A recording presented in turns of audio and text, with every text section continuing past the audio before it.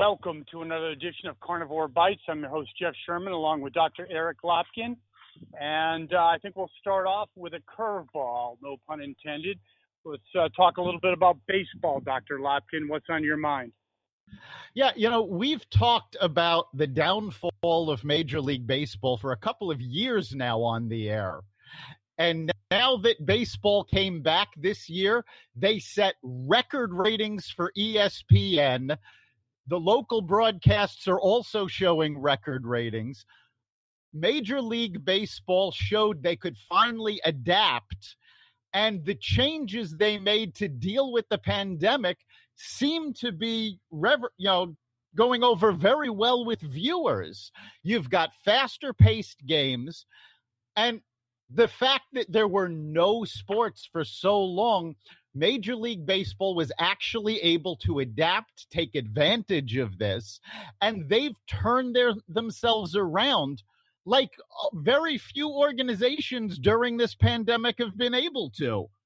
I would agree. I think the rule changes and just the way they seized an opportunity, they really did. They could have laid down and played dead. They could have done that, but they didn't, did they? No, not at all. I mean, they made some major rule changes, designated hitters in both leagues now, which evens out the gameplay.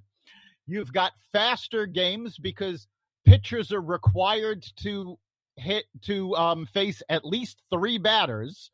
So you don't have pitching changes every batter anymore. Extra innings now start with somebody on second base, so you don't have as many extra innings in tie games. And the fact that doubleheaders now only have 7 innings, everything is geared towards making the game play faster, and the audiences have responded. Now, of course, I'm sure it didn't hurt any that people can't actually go to the baseball stadiums, so they're watching on the air.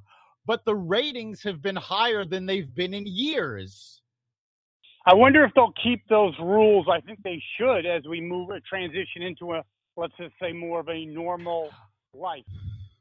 Oh, they're definitely planning the rules. The rules actually started last season and just sped up this season. So, yeah, these are new rules, not just for this season. They're going forward. So hopefully Major League Baseball may have figured out how to save themselves. I like that. That's let's say, a silver lining in a very black cloud. I like that. Yes. Yes, I think that's excellent. And, the black cloud still continues. And Donald Trump did some executive orders about the stimulus. I know there's negotiations, but it doesn't seem like it's going too well. In fact, I think Nancy Pelosi's actually gotten some backlash from the liberal media. So what say you, Dr. Lopkin? Yeah, the Democrats really hunkered down.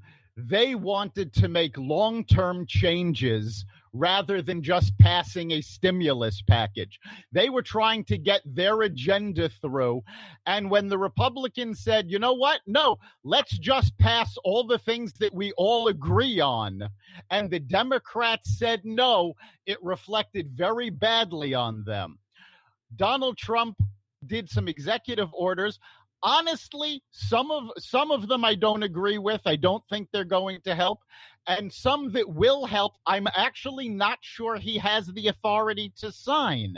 But the fact that he is willing to move forward forced the Democrats to come back to the bargaining table.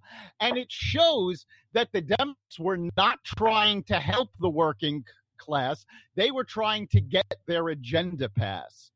Yeah, I think they saw a weakened Donald Trump, thought they could take advantage of it. Nancy Pelosi always does that. She has a knack of doing that.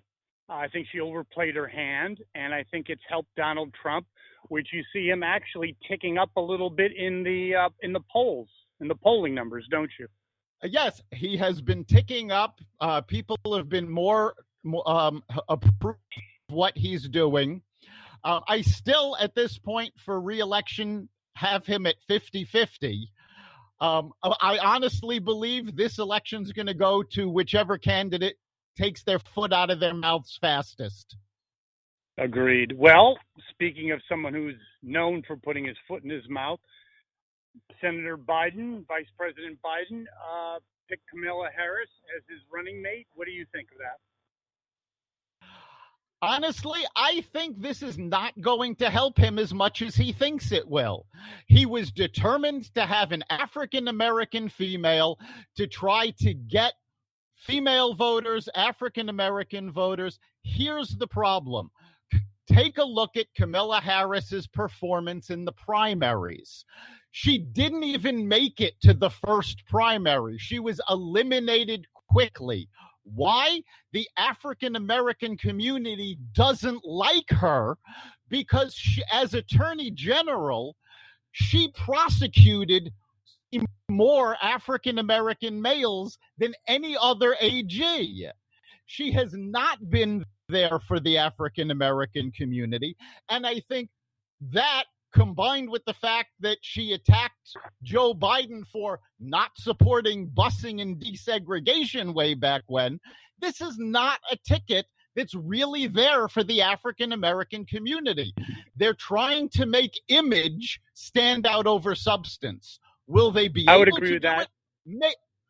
Will they be able to do it? Maybe. Lord knows Americans have a short attention span. But I certainly hope people will actually look at their records.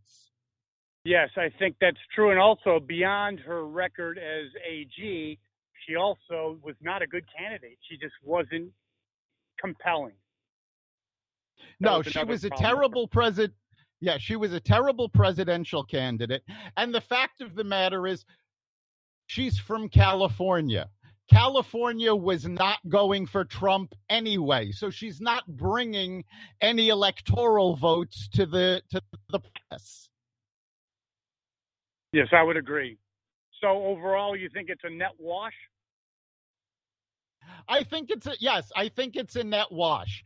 I think people were expecting him to, he already said he wanted a female running mate. There was a lot of noise about forcing him to take an African-American female. Honestly, there are African-American females who are much more qualified for the job than she is. I don't think she brings anything to the ticket. I would agree. Do you think there will be debates? Final question. I do. I still think there will be debates. They may do them via Zoom, but I think there will be debates. And I think that's going to hamper Joe Biden. I think that's the election. How does that sound? It's a 50-50 proposition now. If Biden blows it, Trump wins. If he gets over reasonably unscathed, then everything's up in the air. Do you agree with that? Yes, I do. I still say it's 50-50. I think whichever candidate manages to keep their foot out of their mouth longest, that's the one that's going to win it.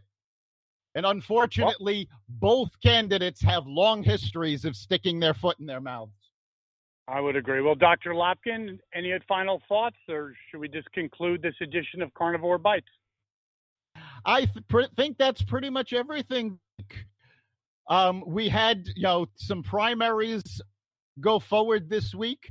There's, not much to say about that. Joe Biden at this point is running unopposed. The one thing that is important to note that where there were local elections, because of all of the COVID-related precautions, most primary elections that went forward on Tuesday are not expected to yield results till at least Thursday. And that's something that we're going to see in the general election. If we go forward with a lot of these precautions, you're going to see in November, we're going to have 3 days before we actually know who wins. I agree. That would be an interesting dilemma. And we'll be broadcasting live on Friday. Hopefully we'll have a teacher who's going to shed light on their feelings or her feelings on going back to school, which is approaching very rapidly. All right, so join us at 4 o'clock Eastern at blogtalkradio.com/Carnivore Radio. See you there. Take care. Thanks a lot, Dr. Lopkin.